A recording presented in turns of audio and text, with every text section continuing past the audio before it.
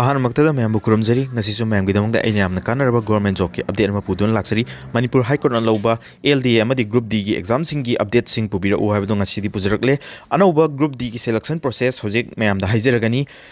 LDAꯒꯤ ꯃꯥꯒꯤ ꯑꯦꯛꯖꯥꯝ ꯁꯦꯟꯇꯔꯅꯆꯤꯡꯕ ꯀꯥꯏꯗꯒꯤ exam centre ꯈꯟꯒꯅꯤ ꯍꯥꯏꯕꯅꯆꯤꯡꯕ ꯂꯣꯏꯅ ꯑꯞꯗꯦꯠ ꯄꯤꯖꯔꯛꯑꯒꯦ ꯒ꯭ꯔꯨꯞ Dꯒꯤ ꯑꯅꯧꯕ ꯁꯦꯂꯦꯛꯁꯟ ꯄ꯭ꯔꯣꯁꯦꯁ ꯍꯧꯖꯤꯛ ꯅꯧꯅ ꯅꯣꯇꯤꯁ ꯊꯣꯛꯑꯦ ꯁꯤꯒꯤ ꯃꯇꯥꯡꯗꯁꯨ ꯃꯌꯥꯝꯗ ꯈꯪꯍꯟꯖꯒꯦ ꯃꯌꯥꯝꯅ ꯆꯦꯅꯦꯜꯁꯤꯕꯨ ꯁꯕꯁꯀ꯭राꯏꯕ ꯇꯧꯁꯤꯟꯕꯤꯔꯝꯃꯨ ꯒꯣꯔꯃꯦꯟꯠ ꯖꯣꯕꯄꯨ ꯄꯥꯝꯖꯕ ꯏꯆꯤꯜ ꯏꯅꯥꯎꯁꯤꯡꯗ ꯚꯤꯗꯤꯑꯣ ꯑꯁꯤ ꯁꯦꯌꯔ ꯇꯧꯕꯤꯌꯨ ꯆꯦꯅꯦꯜꯁꯤ ꯁꯞꯄꯣꯔꯠ ꯇꯧꯕꯤꯌꯨ ꯃꯌꯥꯝꯗ ꯑꯞꯗꯦꯠꯁꯦ ꯄꯤꯖꯕ ꯍꯧꯔꯒꯦ LDA ꯑꯗꯣ ꯑꯍꯥꯟꯕꯗ ꯃꯌꯥꯝ ꯃꯃꯥꯡꯗꯁꯨ ꯑꯩ ꯚꯤꯗꯤꯑꯣ ꯁꯦꯝꯖꯈ꯭ꯔꯦ LDA ꯑꯃꯗꯤ ꯒ꯭ꯔꯨꯞ Dꯒꯤ ꯃꯇꯥꯡ ꯃꯌꯥꯝ ꯀꯥꯎꯕꯤꯔꯝꯕꯁꯨ ꯌꯥꯏ ꯑꯗꯣ ꯇꯦꯟꯇꯛꯅ ꯃꯌꯥꯝꯗ ꯑꯞꯗꯦꯠꯇꯣ ꯈꯪꯍꯟꯖꯔꯛꯀꯦ LDA lower division assistant clerkकी लेवल की पोस्ट नी पे लेवल 4 नी बेसिक ता 21,700 ꯇꯒꯤ ꯍꯧꯔꯒ 69,100 ꯑꯣꯏꯒꯅꯤ allowance ꯁꯤꯡ ꯌꯥꯎꯔꯒ salary ꯗꯤ ꯁꯤꯗꯒꯤ ꯍꯦꯟꯒꯠꯂꯛꯈꯤꯅꯤ total vacancy ꯗꯤ 54 नी unreserved की general की 27 नी scheduled tribe की 17 नी SC की 1 नी OBC मैतई की vacancy 3 ओइगनी OBC मैतई पंगल की vacancy 3 नी अदुगा group D की post हाइब तारे सिजना मागी पे स्केल सी पे लेवल 1 नी रुपीस 15,700 तकी हौरगा 50,000 फौगी मरकदा मागी बेसिक पे जे लेगनी असिदा मागी allowance सिंग हापगा मागी salary दी सिदगी हेंगलखिगनी दुगा मागी vacancy सी 64 नी unreserved category की 32 लेगनी scheduled tribe की 19 SC की अमा लेगनी OBC मैतई की 9 vacancy लेगनी OBC मैतई पंगल की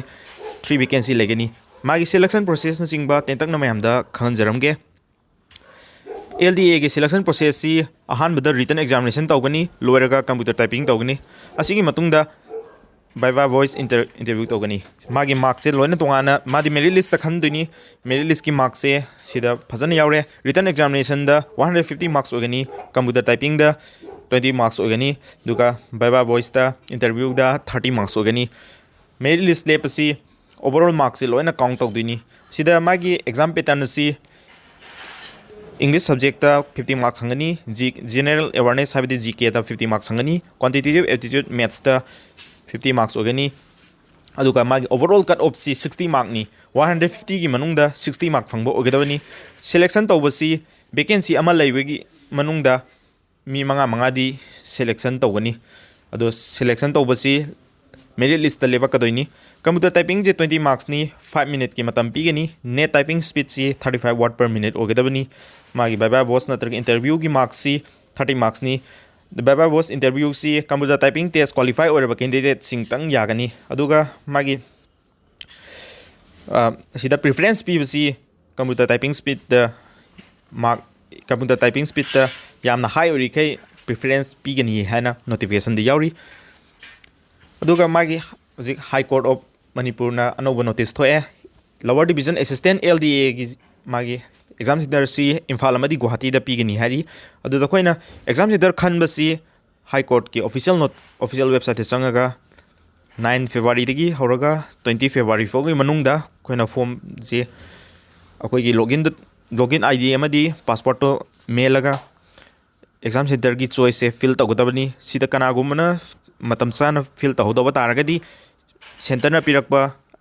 एनी एग्जाम सेंटर्स दु अखो इसान यान लौजगदबनी हाइना नोटिफिकेशन यावरी दोना मयाम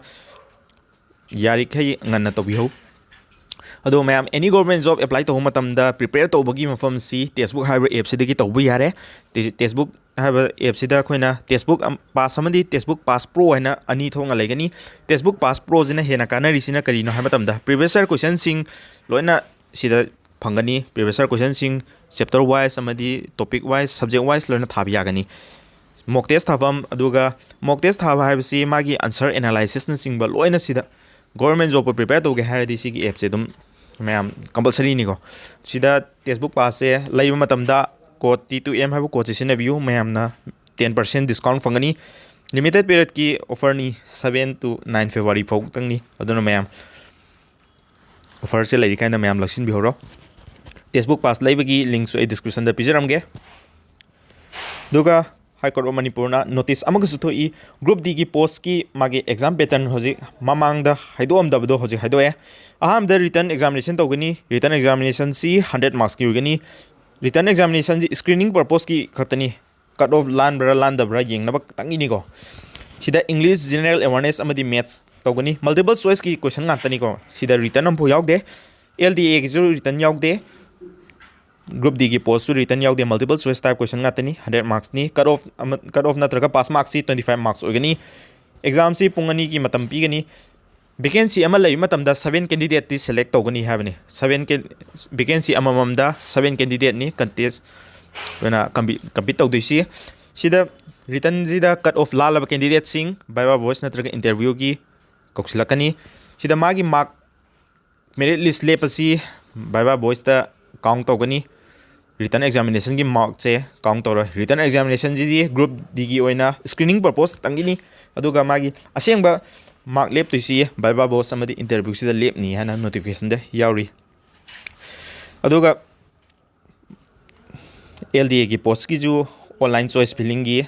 matam thoe 13 February dagina hauraga 23 February fogi manungda akoi ni apamba exam center habidi Imphal amadi Guwahati gi manungda choice filling tawgadabani aduga choice filling tawnaba official website chu ai description da hapsaramage mayamna munna pabiro PDF na chingbasu official website ta loina fangabani mayam